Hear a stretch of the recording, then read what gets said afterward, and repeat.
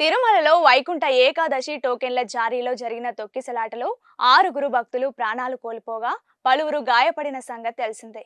ఈ క్రమంలో తొక్కిసలాట నేపథ్యంలో ముక్కోటి ఏకాదశి దర్శనాలపై గతంలో గరికపాటి నరసింహారావు చేసిన వ్యాఖ్యలు ప్రెజెంట్ వైరల్ అవుతున్నాయి. గరికపాటి ప్రవచనం చెప్తూ భగవంతుడి దర్శనానికి ముహూర్తాలు, పుణ్యతిథులు లేవని, అదే రోజే అదే ముహూర్తానికే వెళ్లాలని ఏమీ లేదని చెప్పినట్లు వీడియోలో కనిపిస్తోంది. ముక్కోటి ఏకాదశికి భక్తులంతా తిరుపతిలోనే ఉంటారని, ఉత్తర ద్వార దర్శనానికి పోటెత్తుతారని గుర్తు చేశారు. అదే రోజు అదే ముహూర్తంలో దర్శనం చేసుకోవాలని ఎగబడితే ప్రమాదాలే జరుగుతాయని గరికపాటి పేర్కొన్నారు.